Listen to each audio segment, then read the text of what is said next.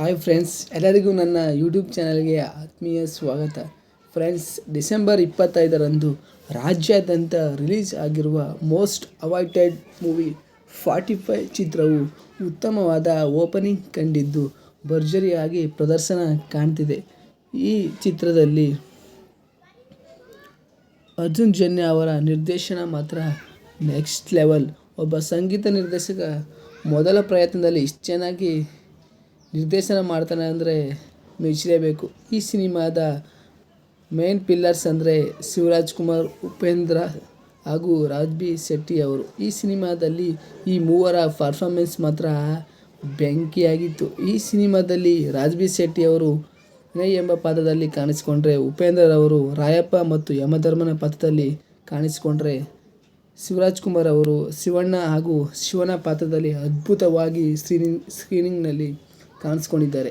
ಕತೆ ವಿಚಾರಕ್ಕೆ ಬರೋದಾದರೆ 45 ಮೂವಿ ಒಂದು ನಮ್ಮ ಭಾರತದ ಸನಾತನ ಹಿಂದೂ ಧರ್ಮದ ಪುರಾಣಗಳಲ್ಲಿ ಒಂದಾದ ಗರುಡ ಪುರಾಣದ ಆಧಾರಿತ ಚಿತ್ರವಾಗಿದ್ದು, ಜೊತೆಗೆ ಒಬ್ಬ ವ್ಯಕ್ತಿಯು ಸತ್ತ ನಂತರ ಅವನ ಆತ್ಮ ನಂತರದ 45 ದಿನಗಳವರೆಗೆ ಹೇಗಿರುತ್ತೆ, ಏನು ಮಾಡುತ್ತೆ, ಎಲ್ಲೋಗುತ್ತೆ, ಯಾವ ಲೋಕದಲ್ಲಿ ಎಷ್ಟೆಷ್ಟು ಸಮಸ್ಯೆಗಳನ್ನು ಎದುರಿಸುತ್ತದೆ ಎನ್ನುವುದನ್ನು ಚೆನ್ನಾಗಿ ಈ ಮೂವಿಯಲ್ಲಿ ತೋರಿಸಿದ್ದಾರೆ. ಈ ಮೂವಿಯ ಎಂಡಿಂಗ್ ಮಾತ್ರ ಪ್ರತಿಯೊಬ್ಬರ ಮನಸ್ಸನ್ನು ಗೆಲ್ಲೋದು ಮಾತ್ರ ಖಂಡಿತ. ಹಾಗೂ ಶಿವರಾಜ್ ಕುಮಾರ್ ಅವರ ಶಿವನ ಪಾತ್ರಗಳು, ಎಸ್ಪೆಷಲಿ ಶಿವಣ್ಣನ ಅರ್ಧನಾರೇಶ್ವರಿ ಲುಕ್ ಮಾತ್ರ ರೋಮಾಂಚನವಾಗಿತ್ತು. ಹಾಗೂ ಉಪೇಂದ್ರ ಅವರ ಆ್ಯಕ್ಟಿಂಗ್ ಮಾತ್ರ ಭಯ ಹುಟ್ಟುವಂತಿದೆ. ಒಟ್ಟಾರೆಯಾಗಿ cinema making, effect, background music, fight ಚೆನ್ನಾಗಿದೆ.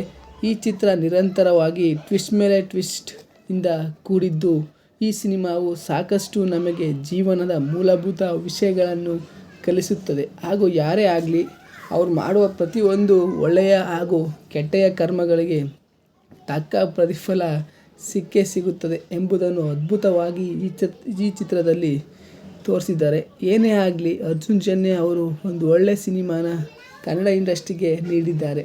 ಪ್ರತಿಯೊಬ್ಬರೂ ಸಹ ಥಿಯೇಟರಲ್ಲಿ ಈ ಸಿನಿಮಾನ ನೋಡಬೇಕು ಅಂತ ನನ್ನದೊಂದು ಚಿಕ್ಕ ಮನವಿ. ಯಾಕಂದರೆ ಇದು ನಮ್ಮ ಕನ್ನಡದ ಹೆಮ್ಮೆಯ ಚಿತ್ರ. ಹಾಗಾಗಿ ಇದು ಫ್ರೆಂಡ್ಸ್ 45 ಮೂವಿಯ ನನ್ನ ಆನೆಸ್ಟ್ ಅನಿಸಿಕೆ.